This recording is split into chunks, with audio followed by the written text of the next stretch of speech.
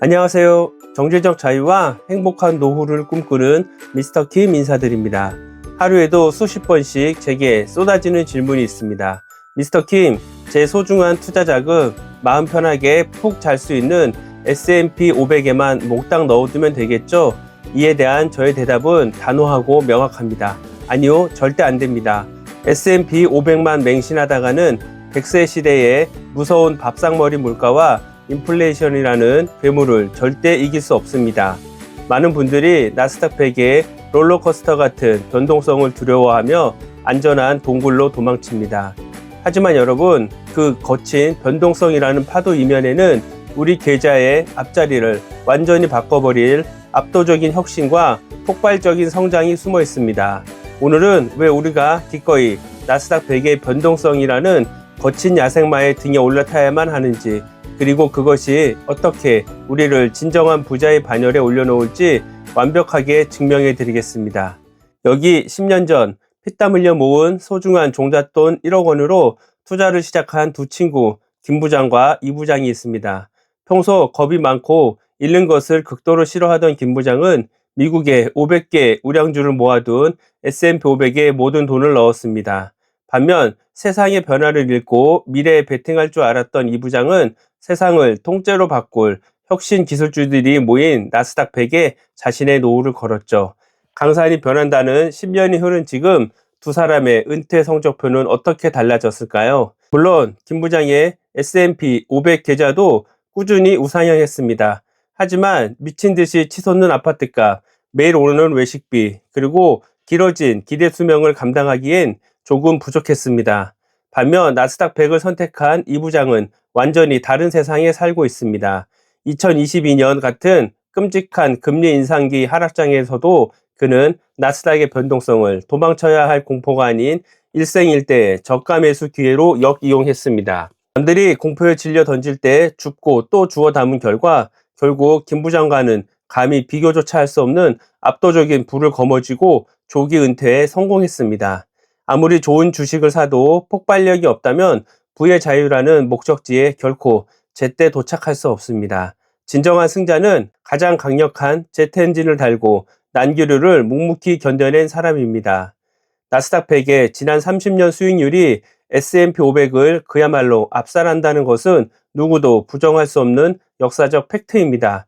1994년에 여러분이 딱 1,000만 원을 넣고 가만히 묻어두었다고 가정해 봅시다. 30년이 지난 시점에서 S&P 500은 약 1억 8천만 원으로 불어났습니다. 나쁘지 않죠? 하지만 나스닥 100에 투자했다면 그 돈은 무려 8억 원이라는 경이로운 숫자로 변했습니다. 1억 8천 대 8억, 이것이 바로 성장의 차이입니다. 하지만 대다수의 대중들은 이 화려한 영수증 뒷면에 적힌 극단적인 하락폭이라는 세금 고지서를 보고 지레 겁을 먹습니다. 이 변동성이라는 세금을 내기 싫어서 수많은 개미들이 S&P 500이라는 거대하고 미지근한 온탕으로 숨어버리죠. 워런 버핏 같은 전설적인 대가들이 대중들에게 S&P 500을 추천하는 이유도 아주 명확합니다. 대부분의 평범한 사람들은 나스닥의 그 격렬하고 야생적인 움직임을 강인한 멘탈로 버텨낼 재간이 없다고 뼈저리게 생각하기 때문입니다. 하지만 여러분, 제 채널을 보시는 여러분도 그저 그런 평범한 인간으로 남고 싶으십니까? 평생 남들과 똑같은 연평균 5%에서 6%의 수익률에 만족하면서 매달 카드값을 걱정하며 늙어가고 싶으신가요? 상위 1%의 부를 쟁취하려면 대중이 두려워하는 그 변동성을 기꺼이 끌어안고 내 편으로 만들어야 합니다. 자, 그렇다면 도대체 이 두 지수의 장바구니 안에는 구체적으로 어떤 물건들이 담겨 있길래 이런 엄청난 폭발력의 차이가 나는 걸까요? 투자를 우리가 주말마다 가는 쇼핑몰에 비유해 볼까요? S&P 500은 말 그대로 세상의 모든 물건을 다 파는 초대형 종합마트입니다. 여러분의 카트 안에 미국의 1등 기업 500개를 아주 골고루 꽉꽉 눌러 담은 거죠. 여기엔 물론 애플이나 마이크로소프트 같은 잘 나가는 IT 기업도 들어 있습니다. 하지만 그 밑에는 코카콜라, 펩시 같은 음료회사, 존슨앤존슨 같은 제약회사, JP모건 같은 오래된 은행, 그리고 엑슨모빌 같은 전통적인 정유회사들이 무겁게 자리 잡고 있습니다. 든든하고 안정적이긴 하지만 혁신이 멈춰 성장이 정체된 구시대 기업들까지 우리가 멱살을 잡고 끌고 가야 한다는 단점이 존재합니다. 반면 나스닥 100은 전 세계의 스마트한 돈을 블랙홀처럼 쓸어 담는 최첨단 전자제품 박람회이자 거대한 스마트 스토어입니다. 상위 100개 기업 중 성장이 느린 금융이나 에너지는 아예 입구에서 출입을 컷당합니다. 오직 애플, 테슬라, 엔비디아, 구글처럼 당장 내일의 세상을 뒤집어 엎을 혁신 기술주들만 VIP 대접을 받으며 입점해 있죠. 미래 산업의 패러다임이 AI와 클라우드로 바뀔 때 나스닥 100은 그야말로 로켓 부스터를 탈고 우주로 날아갑니다. 물론 나스닥의 야수 같은 본성이 무섭게 이빨을 드러낼 때도 있습니다. 2000년 닷컴 버블 당시나 불과 몇 년 전인 2022년 하락장 때처럼 단기간에 지수가 마이너스 30%를 넘나들고 심하면 계좌가 반토막 나는 살벌한 경험을 하기도 하죠. 아침마다 뉴스에서는 미국 경제는 이제 끝났다. 이번엔 진짜 다르다. 기술주의 무덤이 열렸다. 라는 핏빛 공포를 마구잡이로 쏟아냅니다. 대부분의 아마추어들은 이 구간에서 사시나무 떨듯 떨며 눈물을 머금고 손절 버튼을 누린 뒤 영원히 주식시장을 떠납니다. 하지만 진정한 부의 자유가 무엇인지 아는 우리 구독자님들은 완전히 다르게 생각하고 행동해야 합니다. 이런 폭락장은 세상을 바꿀 위대한 초인류 기업들의 주식을 반값에 쓸어 담을 수 있는 10년에 한 번 올까 말까한 백화점 슈퍼 박앤세일 기간일 뿐입니다. S&P 500에 투자한 사람들이 그래도 덜 떨어져서 다행이다 라며 스스로를 위로하고 안도할 때 진정한 나스닥 투자자들은 심장이 뛰고 피가 끓어오르는 쾌재를 부르며 바닥에 굴러다니는 보물들을 헐값에 마구 쓸어 담아야 합니다. 여러분, 변동성은 절대 회피해야 할 위기가 아닙니다. 그것은 가난하고 조급한 자의 돈이 용기 있고 준비된 자의 주머니로 합법적으로 이동하는 기막힌 부의 이전 시스템일 뿐입니다. 그렇다면 나스닥 100의 유일한 약점인 이 짐승 같은 변동성을 어떻게 여러분의 가장 강력한 무기로 바꿀 수 있을까요? 그 답은 아주 간단합니다. 바로 아주 단순하고 무식할 정도로 기계적인 적립식 분할 매수입니다. 내가 타이밍의 신이라도 된 것처럼 지금이 바닥이라며 목돈을 한꺼번에 밀어놓고 기도하는 거치식 투자는 오늘부로 머릿속에서 완벽히 지우십시오. 저 미스터 킴이 수년째 실천하고 있는 저만의 굳건한 룰이 하나 있습니다. 매월 1일이 되면 그날 주가가 폭등을 하든 폭락을 하든 묻지도 따지지도 않고 기계처럼 정해진 금액을 사 모으는 겁니다. 내 계좌에 파란불이 켜지고 주가가 폭락했다고요? 똑같은 10만 원으로 지난달보다 훨씬 더 많은 수량의 나스닥 주식을 쓸어 담을 수 있는데 대체 왜 슬퍼하십니까? 오히려 시장에 감사하며 샴페인을 터뜨려야 할 일입니다.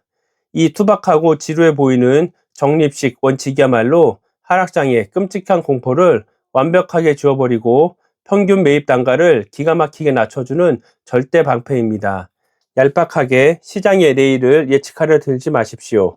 그저 이 거친 파도를 즐기며 우직하게 수량을 늘려나가는 자만이 마지막에 웃을 수 있습니다. 그런데 아무리 적립식으로 나스닥을 끈질기게 모아서 앞자리가 바뀌는 압도적인 수익률을 올려놔도 나중에 양도세니 배당소득세니 하며 세금으로 국가에 수천만 원을 다 뜯기고 나면 허탈해서 잠도 안 옵니다. 그래서 우리는 반드시 마법의 절세 주머니 세 가지를 완벽하게 세팅해야 합니다. 첫째, 제가 수백 번 강조한 연금저축 펀드입니다. 1년에 600만 원까지 한도를 꽉꽉 채워 넣으세요. 연말정산 시즌이 오면 99만 원에 달하는 짭짤한 현금을 그대로 돌려받습니다.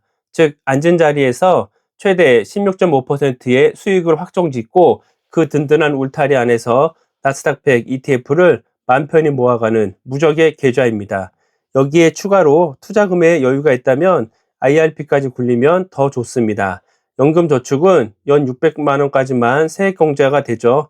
그런데 정부가 정해준 총 세액공제 한도는 900만 원입니다. 이 남은 300만 원의 빈틈을 채워주는 게 바로 IRP입니다. 연금저축 600만 원 플러스 IRP 300만 원 조합으로 세액공제 900만 원 한도를 꽉꽉 채우는 게 국룰이라고 할 수 있습니다. 둘째, 비과세와 9.9% 저일과세의 끝판왕인 ISA 계좌를 3년의 의무 가입 기간 내내 최대한 굴리세요. S&P 500이나 나스닥 100 같은 국내 상장된 미국 지수 ETF 종목들은 일반 계좌에서 매수해 수익이 나면 수익의 15.4%를 세금으로 떼갑니다. 하지만 ISA 계좌에서 투자를 한다면 순이익 200만 원 혹은 최대 400만 원까지는 세금이 0원입니다. 그 이상 수익이 나도 지방세 포함 9.9%만 내면 끝입니다. 게다가 이 소득은 금융소득 종합과세에도 포함되지 않습니다.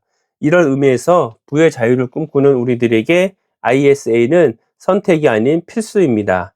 그리고 셋째, 자산이 수천, 수억 단위로 불어나며 진정한 부의 궤도에 올랐다면 증권사 앱을 켜고 미국 주식 직투로 당당하게 QQQ나 개별 혁신 기술주를 직접 모아가십시오. 직투는 1년 수익금 250만 원까지는 세금이 단 한 푼도 없고 그 이상의 엄청난 수익에 대해서는 22%로 완전히 분리과세가 됩니다.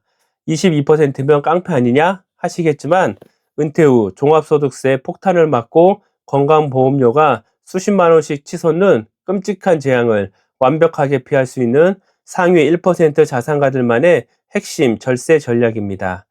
자, 이제 마지막으로 여러분의 연령대와 인생 주기에 맞는 가장 현실적인 포트폴리오 비중의 정답을 내려드립니다.